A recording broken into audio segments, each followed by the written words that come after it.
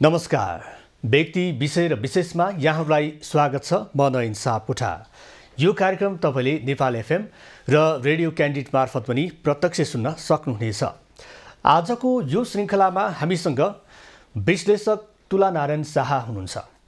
उहाँ मधेस मामिला जानकार समेत रहनु भएको छ र यतिखेर सरकार बनिरहँदाखेरि सरकारले विश्वासको मत लिन खोजिरहेको छ। पुष्पकमल दाहाल नेतृत्वको यो नयाँ गठबन्धनमा 7 राजनीतिक दलहरूको सहभागिता रहेको छ भने केही स्वतन्त्र दलहरूले पनि साथ दिएका छन्। अब यो सरकार कसरी अगाडि बढ्छ र मधेसका मुद्दाहरूलाई सम्बोधन गर्नको लागि यो सरकारले कुन कुरालाई प्राथमिकतामा राख्न खोजिरहेको छ र यतिखेर जसपा र त्यसैगरी जनमत पार्टी र नागरिक उन्मुक्ति पार्टीले सरकारलाई समर्थन दिइरहँदाखेरि सरकारलाई दिने विश्वासको मतमा अझै पनि खुलेर यसको यो बारेमा कुरा हुन सकिरहेको छैन। यस अर्थमा कि विश्वासको मतमा शर्तहरू पनि जोडिएको कुराहरू आइरहेको छ। समर्थन दिने अनि शर्त राख्ने यो राजनीतिक विषयलाई हामीले कसरी लिन सकिन्छ? पुष्पकमल दाहाल नेतृत्वको यो गठबन्धनको सरकार कति समयसम्म जाला, यसमा पनि प्रश्नहरू तेर्सिएका छन्। शर्त सहितको समर्थनले प्रश्न तेर्साइरहँदाखेरि सरकारको भविष्य के भन्ने प्रश्न पनि उब्जिएको छ। आज हामी यिनै विषयमा छलफल गर्न गइरहेका छौँ। स्वागत छ यहाँलाई। धन्यवाद। अब यो गठबन्धन जसरी बन्यो, पुरानो गठबन्धन भत्किएर नयाँ गठबन्धन बनेको छ। यसमा धेरैवटा राजनीतिक दलहरूको सहभागिता रहेको छ। केही मन्त्री परिषदमा सहभागी पनि भएका छन् भने केही अहिले हतार नगरिकन पछि जाने शर्तमा उनीहरू सरकारलाई समर्थन दिइरहेका छन्। खास यो सरकारको गठन र यो सरकारको समर्थनलाई यहाँले कसरी हेरिरहनु भएको छ? अनि यो जुन प्रकारको सङ्ख्याको समीकरण बन्यो सदनमा निर्वाचनपछि, जुनै सरकार बन्ने भए पनि, जसको नेतृत्वमा सरकार बन्ने भए पनि गठबन्धनकै सरकार बन्ने पक्का-पक्की थियो। र त्यसमा चाहिँ नै भनौँ न, अब नेपाली काङ्ग्रेसको नेतृत्वमा बनेको भए पनि, नेकपा एमालेको नेतृत्वमा बनेको भए पनि विभिन्न दलहरूको समर्थन आवश्यक पर्थ्यो। अहिले चाहिँ नै के भयो भने नेपाली काङ्ग्रेसको नेतृत्वको जुन गठबन्धन थियो त्यो गठबन्धन सरकार नबनाएर नेकपा एमाले नेतृत्वको गठबन्धनले सरकार बनाएको। प्रधानमन्त्री चाहिँ नै नेकपा माओवादीका हुनुभएको छ, तर सङ्ख्याको जुन समीकरण बनेको छ सदनभित्र त्यसमा विभिन्न दलहरूको समर्थन त आवश्यक नै थियो। यो समीकरण भन्ने कुरा त सङ्ख्याले निर्धारण गर्ने हो नि त, आवश्यक सङ्ख्याले निर्धारण गर्ने हो। अहिले विभिन्न दलहरू जानुको पछाडिको कारण आवश्यक सङ्ख्या पुर्याउनलाई नै हो।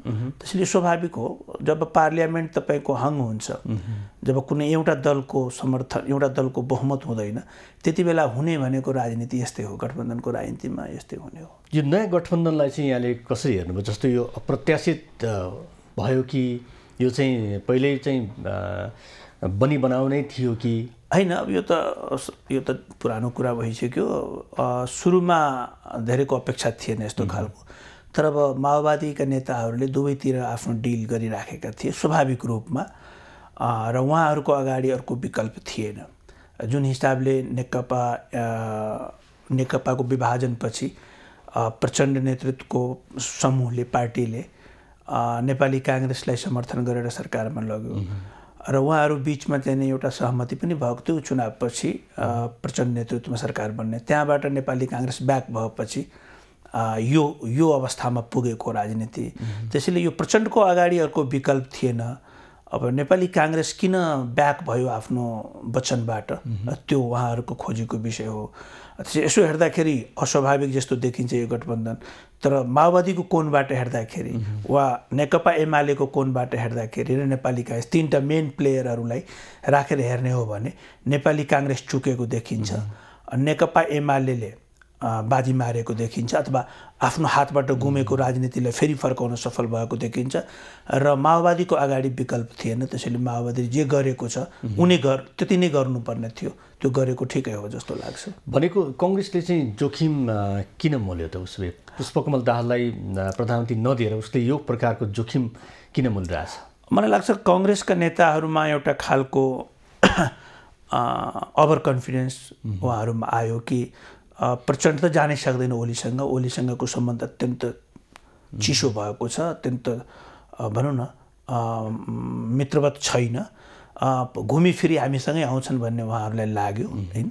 र उहाँहरू दिएको वचनबाट ब्याक हुनुभयो, जसको परिणाम उहाँहरूले चाहिँ अब सत्ता गुमाउनु पर्यो। सत्ता मात्रै होइन कि विभिन्न पदहरू, जस्तो प्रत्येक प्रदेशमा पनि सरकारहरू गुम्यो उहाँहरूको, र राष्ट्रपति सभामुख लगायतका पदहरूमा पनि आजको मितिसम्म हेर्दाखेरि नेपाली राजनीति अब भोलि हो विश्वासको मत लिने, 24 घण्टाभन्दा बढी समय छ, जे पनि हुनसक्छ।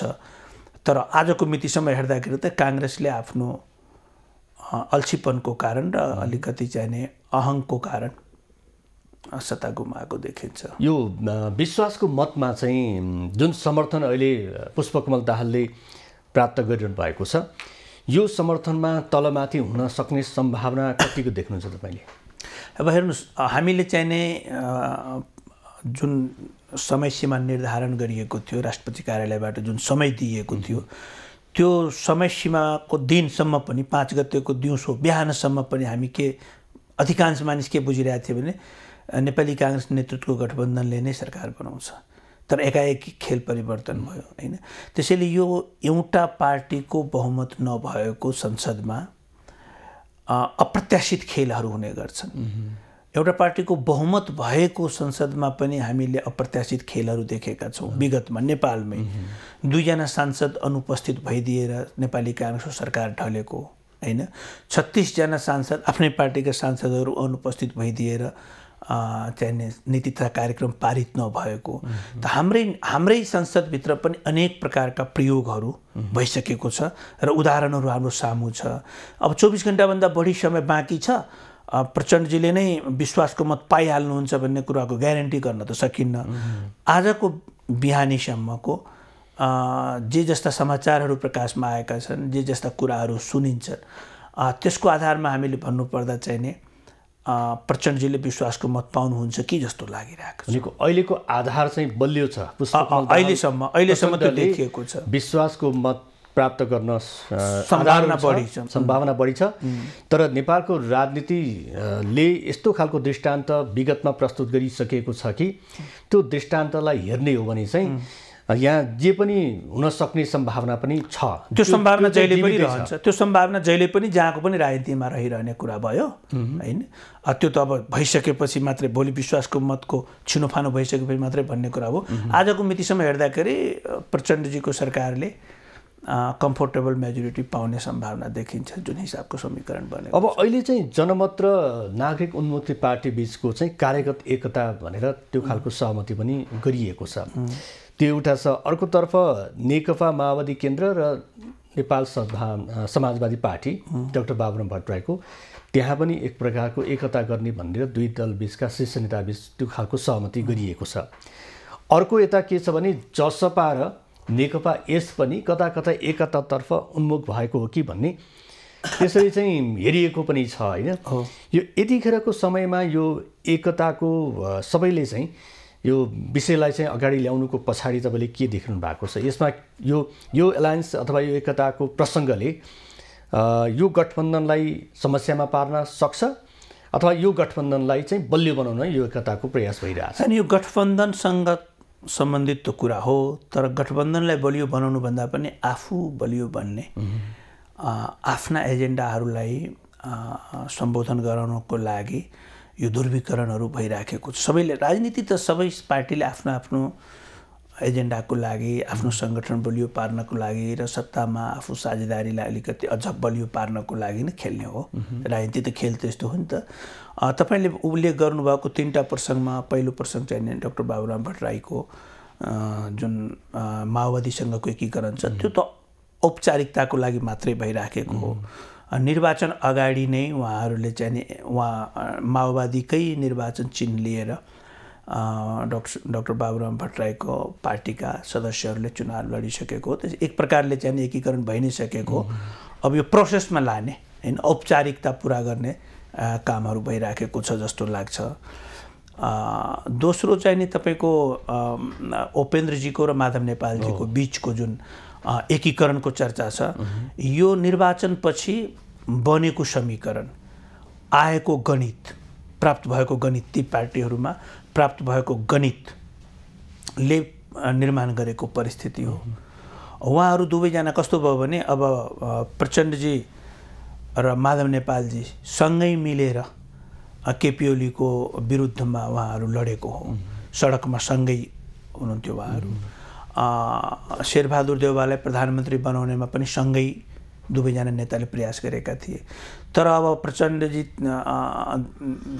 नेपाली काङ्ग्रेसलाई छोडेर नेकपा एमालेतिर जाँदाखेरि माधव नेपालसँग खासै सरसल्लाह गर्नु भएन। त्यसको एउटा गुनासो दुखेसो उहाँ सुटुको बालकोट पुग्नुभयो। अब अहिले त माधव नेपाल त एक्लो पर्नुभयो नि त होइन। अब उहाँलाई नजरअन्दाज गरे जस्तो, उहाँलाई चाहिँ महत्त्व नदिए जस्तो देखिएको छ। अब उहाँले चाहिँ आफ्नो अस्तित्व, आफ्नो महत्त्व देखाउनको लागि नयाँ समीकरण बनाउने प्रयास त गर्नु स्वाभाविक कुरा हो। यतातिर चाहिने जसपालाई चाहिने जसपा पार्टी जुन ओपेनजीको नेतृत्वमा छ त्यहाँ पनि त्यति धेरै महत्त्व देखिएन उहाँहरूको। र उहाँहरू दुईजना एक ठाउँमा आएपछि चाहिँ फेरि सत्ता राजनीतिको बागडोर नै उहाँहरूको हातमा पुग्ने सम्भावना भयो नि त। जसरी पुष्पकमल दाहालले यस अगाडि गठबन्धनको बेलामा 60 जना सांसद चाहिँ मसँग छ, म चाहिँ दोस्रो शक्ति हो भनेर, त्यसैले यो सङ्ख्याको खेलमा आफ्नो अनुकूल समीकरण बनाउने अभ्यासहरू भइराखेको हो। यो एकदम स्वाभाविक हो। र यसको चाहिँ नि यो सत्ता समीकरणमा सबभन्दा आफ्नो महत्त्व कहाँनिर बढी हुन्छ भन्ने हिसाबले माधव नेपालजी र ओपेनजीको पार्टीको बिचमा एकीकरणको चर्चा चलेको छ। र मलाई लाग्छ ढिलो चाँडो यो कुरा होला। जसपा र नेकपा एकीकृतको बिचको ढिलो चाँडो चाहिँ यो एकीकरण होला नै जस्तो मलाई लाग्छ। भनेको अहिलेको यो एकताको प्रसङ्ग जोड्नु र हामी चाहिँ सँगै छौँ भन्नुको पछाडि चाहिँ अहिले शक्ति बाँडफाँडको विषयमा चाहिँ हामीसँग यति शक्ति छ, हामीले भनेको अनुसार भएन भने कुनै पनि बेला जे पनि हुनसक्छ भन्ने त्यो खालको चाहिँ दबाब सिर्जना गर्नको लागि पनि उनीहरूले एकताको कुरा उठाइरहेका छन्। एकदम त्यही कुरा हो। सत्तामा साझेदारीको लागि यो समीकरणमा बढीभन्दा बढी आफ्नो भनौँ न एउटा सेयर खोज्नको लागि यो ध्रुवीकरणहरू भइराखेको छ। खास गरी उपेन्द्रजी र माधव नेपालजीको बिचको एकीकरणको चर्चा छ या एकताको चर्चा छ, त्यो त्यसैबाट प्रभावित हो, निर्देशित हो। यतातिर चाहिने जनमत पार्टी र उन्मुक्ति पार्टीको बिचमा पनि जुन किसिमको कार्यगत एकता भएको छ, त्यो पनि के हो भने यो समीकरणभित्र यो सरकार, यो जुन सरकार बनेको छ, जुन प्रकारको समर्थन प्राप्त हुँदैछ सरकारलाई, यसमा आफ्ना एजेन्डाहरूले कसरी पुस गराउने, उहाँहरूको त 12 बुँदे सहमति नै सार्वजनिक भइसकेको छ, जसमा रेशम चौधरीको रिहाईदेखि लिएर मुद्दा फिर्तादेखि लिएर अनेक कुराहरू छन् होइन। त्यसैले आफ्नो एजेन्डालाई पुस गर्नको लागि आफूसँग भएको सङ्ख्यामा थप्ने र मिलेर जाने खालको वातावरण निर्माणको लागि यो ध्रुवीकरण भइराखेको छ, जुन उहाँहरूको दुवैजनाको चारैवटा शक्तिको कोणबाट हेर्दाखेरि कुनै हिसाबले नजायज देखिन्न।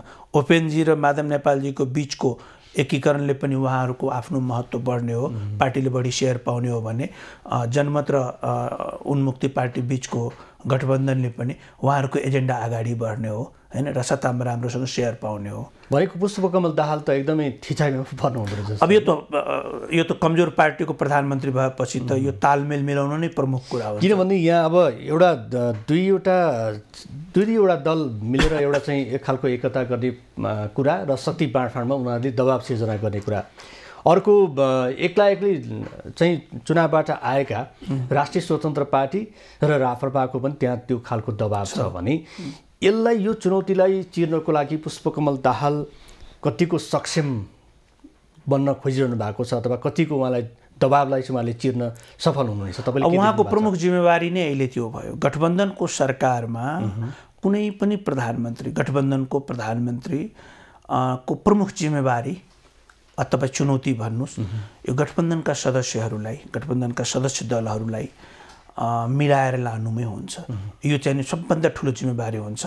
अहिले प्रचण्डजीको अगाडि त्यही जिम्मेवारी आएको छ। उहाँले राष्ट्रिय स्वतन्त्र पार्टीदेखि लिएर राप्रपादेखि लिएर जनमत र उन्मुक्तिदेखि लिएर एकीकृत र जसपा सबैलाई मिलाएर लानु कठिन जिम्मेवारी उहाँको अगाडि आएको छ। उहाँ यसमा सफल हुनुभयो भने यो पनि एउटा उहाँको सफलताको महत्त्वपूर्ण पाटो हो कि जसरी भनिराखेको छ नि, राम्रो काम मात्रै गर्छु, नराम्रो काम केही गर्दिनँ, भ्रष्टाचार रोक्छु, सेवा प्रवाहलाई चुस्त दुरुस्त बनाउँछु, ती सब कुराहरू मलाई लाग्छ दोस्रो तेस्रो प्राथमिकताका कुराहरू हुन् आजको सरकारको अगाडि। आजको सरकारको अगाडि नेकपा एमालेको दबावलाई थेग्नु, किनभने सबभन्दा बलियो पार्टी त नेकपा एमाले भयो नि त हैन, उहाँको दबावलाई थेग्नु र साना साना पार्टीहरूको समर्थनलाई निरन्तरता दिन सक्नु, उहाँहरूको समर्थन लिइराख्नु नै प्रचण्डको अगाडि सबभन्दा ठुलो चुनौती हो।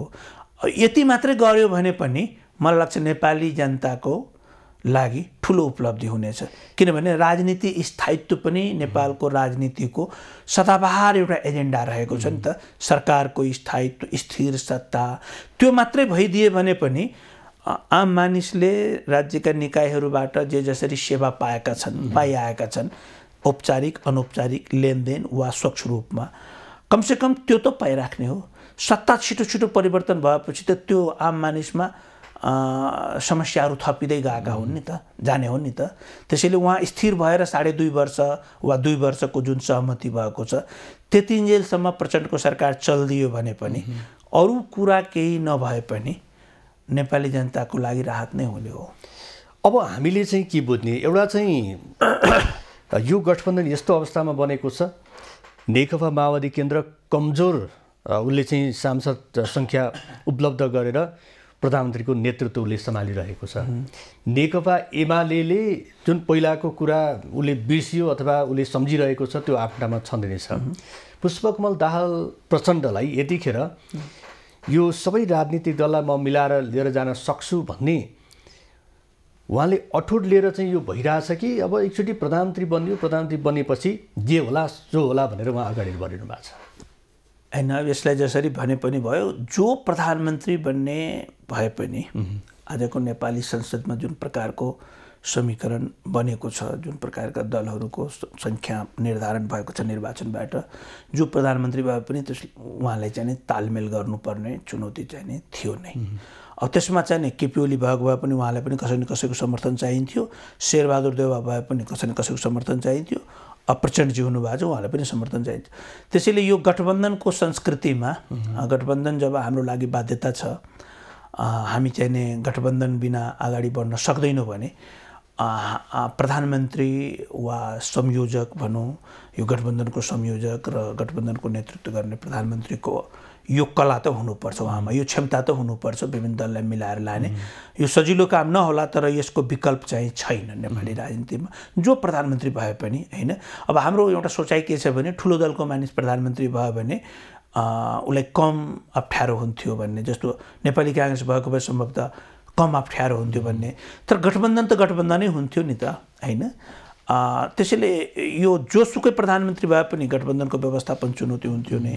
अर्को कुरा के छ भने नेपालमा जे जति समस्याहरू देखिए सिर्जना भएका छन् नेपालको राज्यमा, नेपालको राजनीतिमा, नेपाली राज्यको सञ्चालनमा, त्यो साना दलहरूले भएका छैनन्। पहिलो कुरा त हामी यो बुझौँ, नेपाली समाजले जे जति समस्याहरू भोग्दैछन् राज्यबाट त्यो साना दलहरूले सिर्जना गरेका समस्याहरू होइनन्, त्यो ठुला दलहरूले सिर्जना गरेका समस्याहरू हुन्। भने ती समस्याहरू चाहिँ के हुन्थ्यो उसो भए?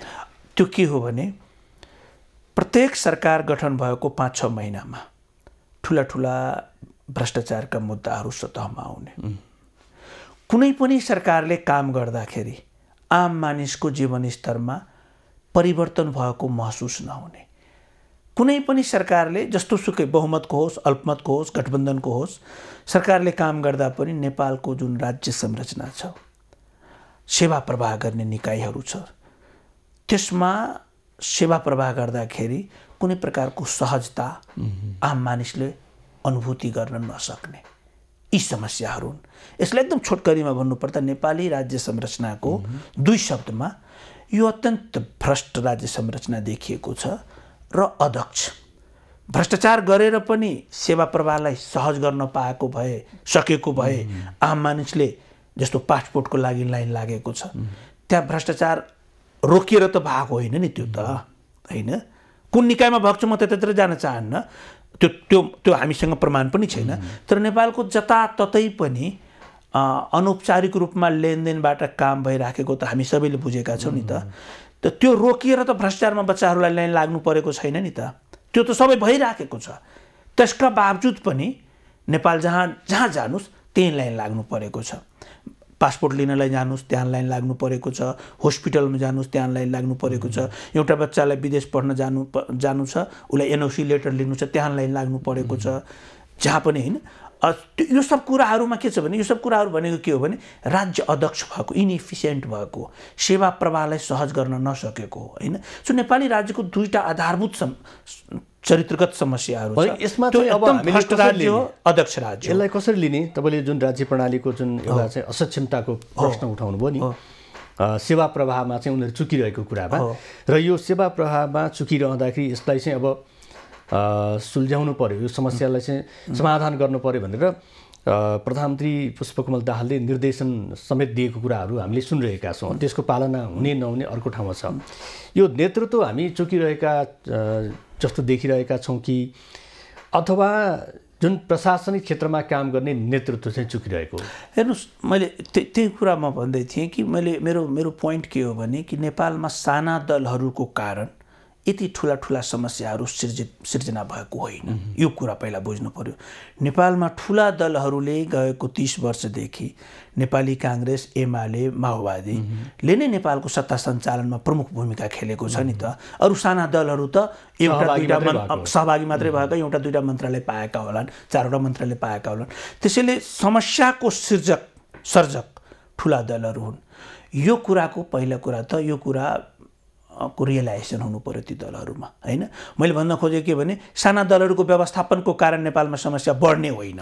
बिग्रिएको कुराको आत्मालोचना गर्ने ठुला दलमा छ त्यसको बारेमा पहिलो कुरा त विश्लेषण हुनु पर्यो त्यसको स्वीकार्यता हुनु पर्यो कि हामीले सत्ता सञ्चालन गर्दै आएको विगत 3 दशकदेखि त्यसको परिणाम के भएको छ भने आज शिक्षा महँगो भएको छ आम मानिसको पहुँचभन्दा बाहिर गएको छ शिक्षा यहाँ स्वास्थ्य सेवामा स्वास्थ्य सेवा असहज भएको छ आम मानिसको लागि विदेश जान खोजेको यहाँ रोजगार सृजना हुन सकेको छैन विदेश जाने युवाहरूले पासपोर्ट लिनको लागि पनि कष्टकर यात्रा गर्नु परेको छ विदेश जानको लागि म्यान पावरहरूको ठगी धन्दामा परेका छन् भन्ने कुराहरूको त स्वीकार्यता हुनु पर्यो यो किन भयो भन्ने कुराको सर यो व्यतिथिलाई उनीहरूले चाहिँ आत्मलोचना गर्ने भन्दा पनि उनीहरू त एउटा चाहिँ निर्वाचनमा चाहिँ मेरो शक्ति कति छ मेरो पपुलर भोट कति हो भनेर त्यसरी चाहिँ छाती पिटेर हिँडिरहेछन् अब यो त के हो भने त्यहाँ पुग्नको लागि राज्यमा पुग्नको लागि त हामी कहाँ त निर्वाचन त लड्नै पर्यो हैन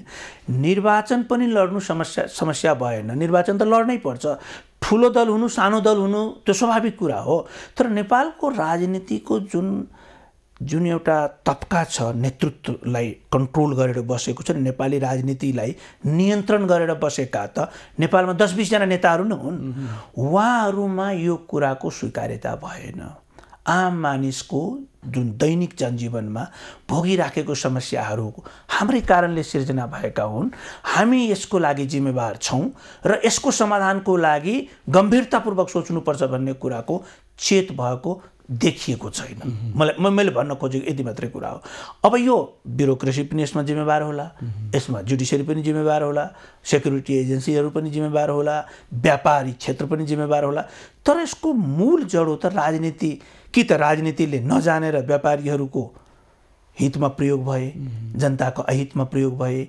राजनीतिले प्रशासनलाई सञ्चालन गर्न जानेनन् कि यो असक्षमता हाम्रा नेताहरूमा छन् भन्ने कुरा देखिन्छ नेताहरूमा यो कुराको स्वीकार्यता छ कि छैन प्रश्न त्यो हो छैन भने प्रधानमन्त्री आउने र जाने जसरी विगत 30 वर्षदेखि भइराखेको छ यो पनि थप एउटा प्रधानमन्त्री आउने र 10 महिना 1 वर्ष 2 वर्षपछि जाने होला त नि भनेको यस्तो अवस्थाको प्रधानमन्त्री बन्नको लागि मरिहत्ते चाहिँ किन गरिरहेछन् त्यसो हैन राजनीतिमा त प्रधानमन्त्री बन्नु भएकोहरु के गर्ने हो र हैन त्यो उहाँले त तपाई जस्तो हामी जस्तो यहाँ आएर मिडियामा बोल्ने होइन मैले भनेको राजनीतिमा प्रधानमन्त्री बन्नु चाहिँ अपराध भएन बन्नु हुन्न भने हामी भन्न मिल्दैन राजनीतिमा जो मान्छे नेता राजनीति गर्ने के को लागि हो नि त? राजनीति गर्ने जसले उद्देश्य राखेर राजनीति थालेको छ उहाँको उद्देश्य नै के हुन्छ भने राज्यमा पुगेर राज्यको स्रोत र साधनलाई बढीभन्दा बढी जनताको हितमा प्रयोग गर्ने हैन। राजनीति गर्ने भनेको त पशुपतिमा गएर प्रवचन गर्नलाई राजनीति गर्ने होइन नि त हैन। राजनीति गर्ने भनेको चुनाव लड्ने, चुनाव लडेर राज्यमा पुग्ने वा आन्दोलन गर्ने, आन्दोलन गरेर राज्यको संरचनालाई परिवर्तन गर्ने र फाइनली त पुग्ने त राज्यमा हो नि त। राज्यको साधन स्रोतलाई, राज्यको संरचनालाई जनताको हितमा प्रयोग गर्ने हो। त्यो कुरामा प्रयासहरू भइराखेका छन्, नभएका होइनन्। पूर्ण असफल भन्न मिल्दैन। तर मैले भन्न खोजेको के हो भने समयअनुसार, परिस्थितिअनुसार समस्याहरू फरक प्रकारले देखिन आएको छ।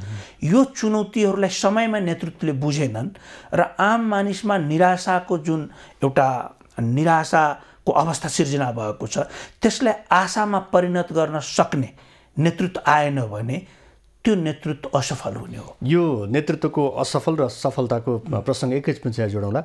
दर्शकबिन, आजको व्यक्ति विषय र विशेषमा हामीसँग विश्लेषक तुलानारायण शाह हुनुहुन्छ। उहाँसँगको छलफल अझै जारी छ, हामीसँगै रहनुहोला।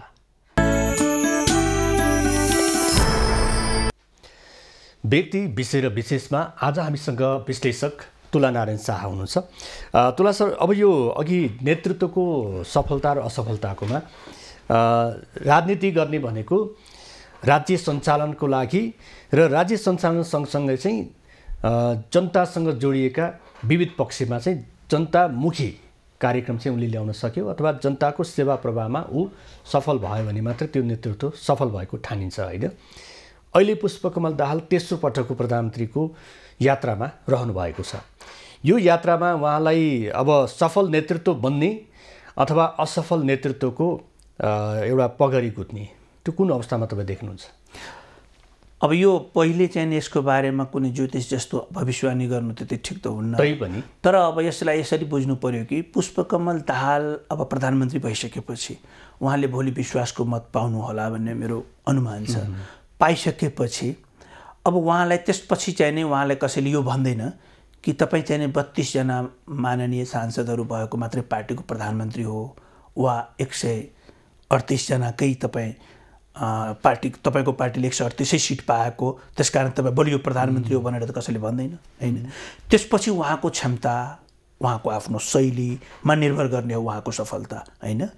हामीले के चाहिँ बुझ्नु पर्यो भने अथवा यति बेला के चाहिँ भन्न सकिन्छ भने यो चटके सफलताको जुन एउटा प्रवृत्ति नेपालको राजनीतिमा देखिएको छ नि, सस्तो लोकप्रियताको लागि कोही विभिन्न कामहरू भइराखेको छ नि, मन्त्री अथवा मन्त्रीभन्दा माथिका तहका मानिसहरूबाट पनि सस्तो लोकप्रियताको लागि सोसल मिडियामा भाइरल पार्नको लागि यो सस्तो लोकप्रियता सानोतिनो कुराहरूको लोभबाट अलिकति माथि उठ्नु पर्ला कि पहिलो कुरा उहाँलाई हैन। दोस्रो कुरा चाहिँ उहाँको मैले भने नि उहाँले धेरै ठुलो चमत्कारको सपना नबाडौँ। नेपालमा धेरै ठुलो चमत्कार हुनेवाला छैन हैन। त्यो चमत्कार हुनको लागि आवश्यक जुन राजनीतिक परिस्थिति हुनुपर्ने थियो त्यो पनि छैन उहाँसँग। एब्सोल्युट 2/3 मेजोरिटीको सरकार भएको भए विभिन्न कानुनैहरू परिवर्तन गर्ने सम्भावना हुन्थ्यो, त्यो सब हुने सम्भावना छैन। त्यसैले यो धेरै ठुलो सपना बाँड्नुभन्दा पनि र सस्तो लोकप्रियताको लागि मरिहत्ते गर्नुभन्दा पनि उहाँले चाहिने यो समीकरणलाई, यो गठबन्धनलाई कायम राख्नको लागि केही खास कामहरू उहाँहरूले गरिदिँदा राम्रो हुन्छ, जसले यो सत्ता निरन्तरता पाउने हो नि त। छिटो छिटो सत्ता परिवर्तन भयो भने त बजारदेखि लिएर राज्यका विभिन्न निकायहरूको बिचमा चलखेल गर्न पाउने हुन्छ नि त विभिन्न खेलाडीहरू। त्यो चाहिने यो सत्ताको निरन्तरताको लागि पहिलो प्राथमिकता उहाँले दिइदिनु पर्यो। दोस्रो चाहिने एकदम धेरै देखिएका, सबैले महसुस गरेका कतिपय अप्ठ्यारा कामहरू छन् नि, जस्तो कि अब धेरै धेरै चर्चा भइसकेको शिक्षा र स्वास्थ्यमा चाहिने आम मानिसको पहुँचभन्दा बाहिर देखिन्छ। व्यापारीहरूको जबरदस्त कब्जामा गएको देखिन्छ नेपालको शिक्षा र स्वास्थ्य क्षेत्र। आम मानिसको पहुँचभन्दा बाहिर कष्टकर यात्रा झेल्नुपर्छ। विदेश यहाँ रोजगार सिर्जनाको लागि तत्काल त गर्न सकिन्न, तर रोजगार सिर्जना पनि गर्न नसक्ने, विदेश गएर काम गर्छु भन्नलाई पनि दलालहरूबाट पीडित हुनुपर्ने, शोषित हुनुपर्ने र त्यसको लागि पनि अनेक शास्ति खेप्नुपर्ने जुन वातावरण छ यसलाई कसरी उहाँले सहज गर्न सक्नुहुन्छ। किसानको देश भन्छौँ हामी, कृषि प्रधान देश भन्छौँ, किसानले मल नपाइराखेको अवस्था छ। यसमा तत्काल देखिने गरी उहाँले केही गर्न सक्नुहुन्छ कि गर्न सक्नुहुन्न? अब एउटा चाहिँ यी सब कुराहरू साझा न्यूनतम कार्यक्रमको रूपरेखा हामीले सरस्वती हेरि पनि सकेका छौँ होइन। अहिले चाहिँ यो जान्न मन लागेको चाहिँ जसै समर्थनमा उहाँले 169 सांसदको सङ्ख्या प्राप्त गर्नुभयो र अहिले विश्वासको मत लिइरहँदाखेरि त्यो सङ्ख्या घट्ला अथवा बढ्ला त्यो आफ्नो ठाउँमा छँदैछ होइन। यो समर्थन प्राप्त गरिसके पछाडि विश्वासको मतले शक्ति बाँडफाँडमा कस्तो असर पार्न सक्छ र त्यसपछि आउने समस्याहरू के हुन सक्छन्? त्यसलाई शक्ति बाँडफाँडमा उहाँलाई चुनौती सामना गर्नुपर्ने हुन्छ। आफ्नै पार्टीका माननीयहरूलाई कुन मन्त्रालय दिने भन्ने कुरामा पनि मलाई लाग्छ उहाँलाई पार्टीभित्र पनि त्यति सहज छैन र गठबन्धनको सरकार भएको हुनाले गठबन्धनका अन्य दलहरूलाई कुन मन्त्रालय कसरी बाँड्ने भन्ने कुरामा उहाँले ठुलो चुनौती सामना गर्नुपर्छ र सम्भवतः उहाँलाई चाहिँ धेरै मान्छेले मन्त्री बनाउनु पर्ने हुन्छ हैन। अब त्यसमा उहाँ कसरी गर्नुहुन्छ त्यो सजिलो काम होइन, तर त्यो एउटा चाहिँ नि उहाँको अगाडि तत्काल गर्नुपर्ने काम म देखिरहेको छु हैन। अब उहाँको अगाडि विकल्प छैन। विश्वासको मत पाइसकेपछि उहाँले त सरकार त गठन गर्नै पर्छ। त्यसैले उहाँसँग एउटा चाहिँ के छ भने यो विभिन्न प्रदेशहरूको सत्ताको पनि समीकरण त अहिले नै निर्माण हुँदैछ। यो प्याकेजमा डिल भइराखेको छ। त्यो कठिन काम छ। त्यसमा अब उहाँले कसरी अगाडि बढ्नुहुन्छ। तर अब एउटा के छ भने अहिले तत्काल चाहिँ केही गठबन्धनका केही दलहरूलाई यदि चित्त बुझेन भने, सङ्घमा बुझेन भने प्रदेशमा उहाँलाई बुझाउन सजिलो छ अथवा त्यो सम्भावना छ। प्रदेशमा बुझेन भने दोस्रो पालोको लागि 6 महिनापछि 1 वर्षपछि मन्त्रीमण्डल पुनर्गठन गरेर पनि अहिले चाहिँ उहाँ त्यो कुरालाई तालमेल मिलाउन सक्नुहुन्छ। त्यो चाहिँ कठिन काम छ। त्यो नै उहाँको प्रमुख चुनौती हो। मैले के भन्दैछु भने कि हामीले 1999 मा भारतमा र नेपालमा एकैपटक निर्वाचन भएको थियो। नेपालमा चाहिँ नि तपाईँको फुल मेजोरिटीको सरकार बन्यो नेपाली काङ्ग्रेसको, कृष्णप्रसाद भट्टराई प्रधानमन्त्री हुनुभयो। भारतमा चाहिँ गठबन्धन सरकार बनेको थियो वाजपेयीजी नेतृत्वमा हैन। त्यो सरकार 5 वर्ष चल्यो। भट्टराईजीको सरकार 10 महिनामा ढलेको थियो कि हैन। सो भारतको डेमोक्रेसीले एउटा के कुरा दिएको छ भने कि उसको परिपक्वताले के देखाउँदैछ भने गठबन्धनको संस्कृति पनि निरन्तर चलेको। आजको मितिसम्म पनि बीजेपीको एब्सोल्युट मेजोरिटी हुँदाखेरि पनि गठबन्धनको सरकार चलिराखेको छ। त्यसैले नेपाली नेताहरूले भारतबाट सिक्नुपर्ने के भने कि गठबन्धनको सरकारलाई कसरी 5 वर्षसम्म चलाउने हैन। अहिलेसम्म हामी कहाँ त्यो अनुभव भइसकेको छैन। त्यसैले त्यसमा चाहिँ नै अब उहाँको भनौँ न उहाँको दक्षताको, उहाँको क्षमताको परीक्षण चाहिँ नि हुनेवाला छ। भनेको यो पूर्ण सरकारको समय चाहिँ पूर्ण सरकार चाहिँ चल्न नसक्नुको कारणहरुमा चाहिँ हामी कहाँ के त उसो भए अरु ठाउँमा चाहिँ जसरी पनि एउटा चाहिँ पूर्णकालीन सरकार चाहिँ अगाडि बढ्ने, त्यसले चाहिँ एउटा समय पार गर्ने, हामी कहाँ चाहिँ 9-10 महिना 1 वर्ष 2 वर्ष अब नेकपाको त्यत्रो शक्तिशाली सरकार थियो त्यो पनि भत्किएर अब पार्टी नै विभाजन भएर अहिलेको रूपरेखा हामी सबैले थाहा पाइसकेका छौँ हैन। प्रमुख कारण चाहिँ के रहेछ नेपालका नेताहरुमा के रोक्छ त्यस्तो? यसमा नेताहरूले र कतिपय विश्लेषकहरूले पनि नेपालको निर्वाचन प्रणालीलाई दोष दिँदो रहेछ। हामीले यस्तो निर्वाचन प्रणाली अपनायौं कि यहाँ कुनै पार्टीको बहुमत हुँदैन, त्यसकारण सरकार अस्थिर रहन्छन् भन्ने खालको कुराहरू आइराखेको छ। मेरो उहाँ सबैसँग विनम्रतापूर्वक मेरो एउटा प्रश्न के छ भने कि 2048, 51 र 56 मा हामीले 3टा संसदीय निर्वाचन हेर्यौं। 3टा संसदीय निर्वाचन हुँदाखेरि समानुपातिक निर्वाचन प्रणाली आउनु अगाडिको कुरा, 2टा निर्वाचनमा नेपाली कांग्रेसको एब्सोल्युट मेजोरिटी आएको थियो 48 मा र 56 मा। ती सरकारहरू कति दिन चलेका थिए? यदि निर्वाचन प्रणाली हाम्रो समस्या थियो भने 48, 51, 56 मा त निर्वाचन प्रणाली समानुपातिक निर्वाचन प्रणाली थिएन। त्यति बेला पनि बहुमतको सरकार थियो। बहुमत नपाउनु यदि समस्या हो भने बहुमत पाएर हामीले के गर्यौं त? त्यसैले के देखिन्छ भने 48 देखि 51 को बीचमा नेपाली कांग्रेसको आन्तरिक संघर्षको कारण सरकार टिक्न सकेन। 56, 51 देखि 55 देखि को कार्यकालमा पनि नेपाली कांग्रेसको आन्तरिक द्वन्द्वको कारण, खास गरी गिरिजाप्रसाद कोइराला र कृष्णप्रसाद भट्टराई बीचमा कुराकानी नमिलेपछि सरकार अस्थिर भयो। 64 पछि हामीले के गर्यौँ भने समानुपातिक निर्वाचन प्रणाली ल्यायौँ। त्यसमा हामी 64, 70, 74 तीनटा निर्वाचन हामीले हेऱ्यौँ। तीनै निर्वाचनमा कसैको बहुमत आएन। तर 74 मा के भयो? निर्वाचन पछि त बहुमत भयो नि त, दुईटा पार्टी मर्ज भएपछि। त त्यो सरकार किन चलेन 5 वर्ष?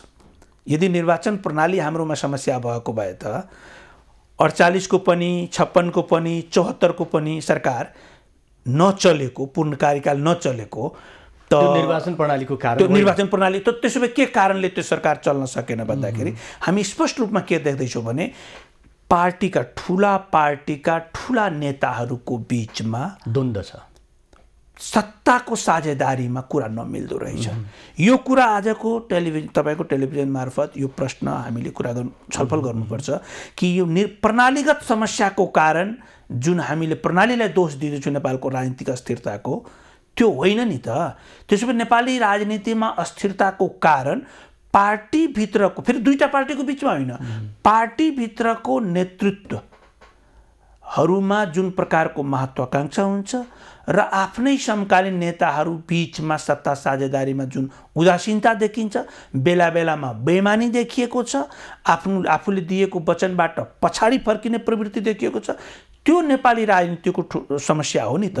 त्यसैले मैले सुरुमा पनि के निवेदन गरेँ भने कि नेपालमा जे जति राजनीतिक अस्थिरताका समस्याहरू सिर्जना भएका छन्, यसमा साना दलहरू जिम्मेवार होइनन्, प्रणाली पनि जिम्मेवार होइनन्, ठुला दलका ठुला नेताहरू यसका जिम्मेवार हुन्। यो कुरा चाहिँ स्थापित हुनु पर्यो। अब अहिले पनि यो कसैको बहुमत आउँदैन, हाम्रो निर्वाचन प्रणाली नै खराब छ भनेर एक खालको चाहिँ झ्याली पिट्न थालिएको छ, होइन? भनिएको 165 र 110 नै त्यो खराब छ भन्ने कुराहरू आइरहेको छ। समानुपातिक निर्वाचन प्रणाली हुँदैन भन्दैछ। निर्वाचन प्रणाली हुनु हुँदैन, जसले गर्दाखेरि यो समानुपातिक सिटले गर्दाखेरि त्यो दलले, अर्को दलले चाहिँ बहुमत प्राप्त गर्न नसक्ने अवस्था सिर्जना छ। तर समानुपातिक प्रणालीको जुन यसलाई देखाउने बाटो छ, जसरी यसको चाहिँ उद्देश्य जुन थियो, त्यो उद्देश्यभन्दा बाहेकबाट ल्याउने परिपाटी छ, त्यसलाई चाहिँ मानिसहरूले अलिकति आलोचना गरिरहेका छन्। तर निर्वाचन प्रणाली ठिक छ, नेताहरूको एक आपसको द्वन्द्वको कारण र महत्त्वाकांक्षाका कारण, जसरी नेकपामा जुन खालको विभाजन आयो तात्कालीन समयमा, त्यहाँ पनि दुई नेतृत्वको टकराव नै थियो, होइन? निर्वाचन प्रणालीको बारेमा फेरि कुरा गरौँला, होइन? तर नेपालको राजनीति स्थिरता नहुनुको, राजनीति स्थिर नहुनुको पछाडि निर्वाचन प्रणालीलाई जुन दोष दिइन्छ, मैले तपाईँलाई तथ्याङ्कगत रूपमा मैले भने नि 48, 51, 56, 64, 70, 74 र 79 यति निर्वाचन हाम्रो अगाडि छ, होइन? समानुपातिक निर्वाचन प्रणाली गएको पनि नभएको पनि। तथ्याङ्कले के देखाउँछ भने कि निर्वाचन प्रणालीको कारण नेपाली राजनीति अस्थिर भएको होइन नि त। यो त पार्टीभित्रका नेताहरूको बीचमा कुरा नमिलेर ठुला पार्टीका ठुला नेताहरू, एकदम क्याटेगोरिकली भन्नुपर्छ, उहाँहरूको कारण नेपाली राजनीति अस्थिर भएको, होइन? अब रह्यो तपाईँको समानुपातिक निर्वाचन प्रणालीको। नेपालको निर्वाचन प्रणाली अथवा नेपालमा भएका निर्वाचन, पहिलो निर्वाचन 2015 सालमा भयो, होइन?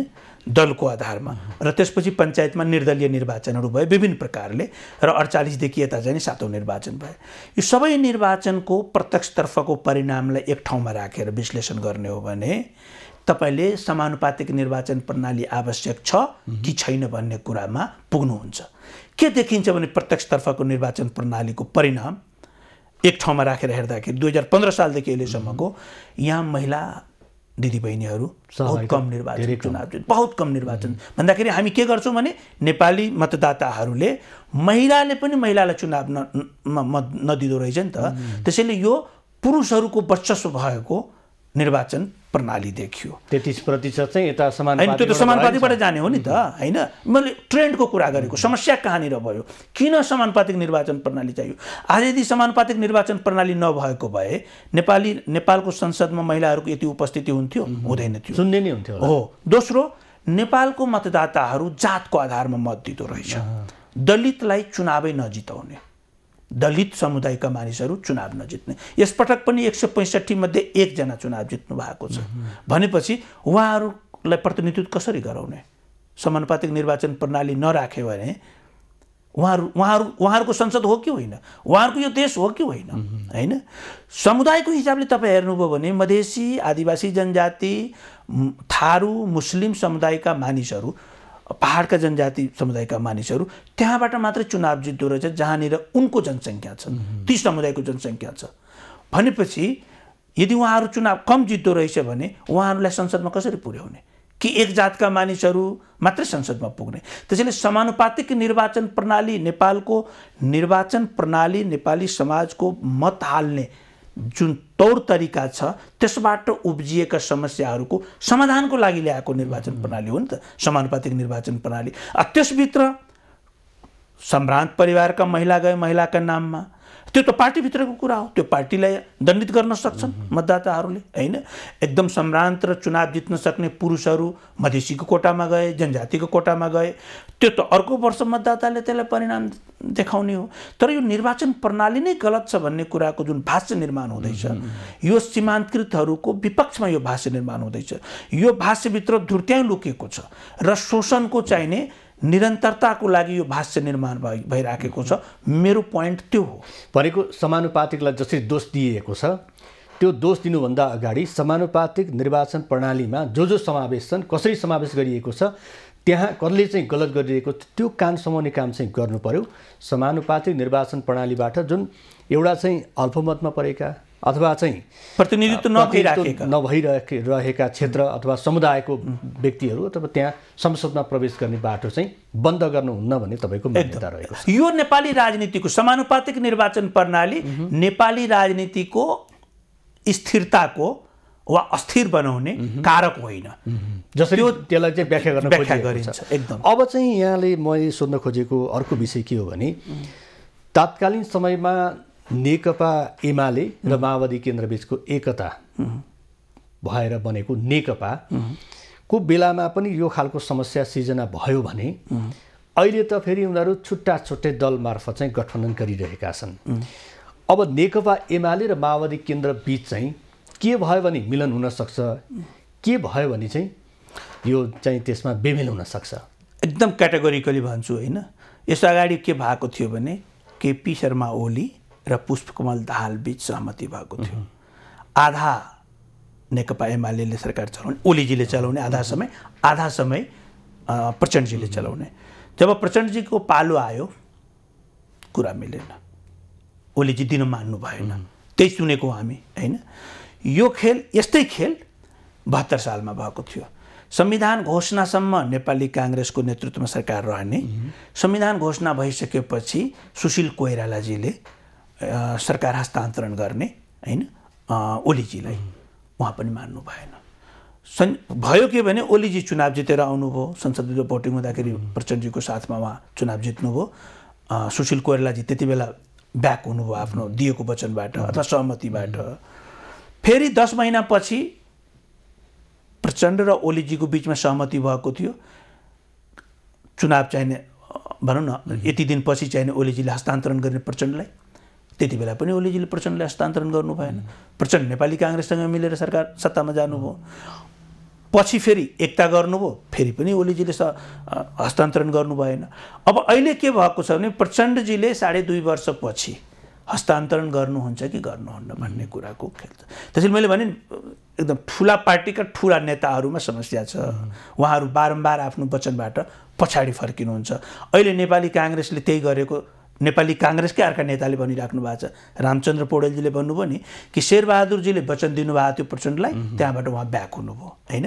त्यो अब के गर्नु पर्यो भन्दाखेरि जे सहमति भएको छ, एउटा हिन्दीमा भनाइ छ कि धन्दा बेइमानी का हो पर धन्धे से बेइमानी नहीं के हैन। राम्रो नराम्रो जे गर्नु भएको छ नेताजीहरू, तपाईहरुले गरेको राम्रै हामी मानौँ। जे वचन दिनुभएको छ त्यसलाई पुरा गर्नुस्। प्रचण्डजीले 2.5 वर्षपछि ओलीजीलाई सत्ता हस्तान्तरण गर्नु। अब 2.5 वर्षसम्म नेपाली अथवा 2 वर्षपछि जति वर्ष जे सहमति भएको छ। अब यो अवधिसम्म चाहिँ नेपाली कांग्रेस चाहिँ के गरेर बस्ला त? विपक्षमा किन सधैँभरि सत्तामै बस्नुपर्छ भन्ने छ र? नेपाली काङ्ग्रेसको अगाडि आफ्नै सङ्गठनभित्रका अनेक चुनौतीहरू छन्।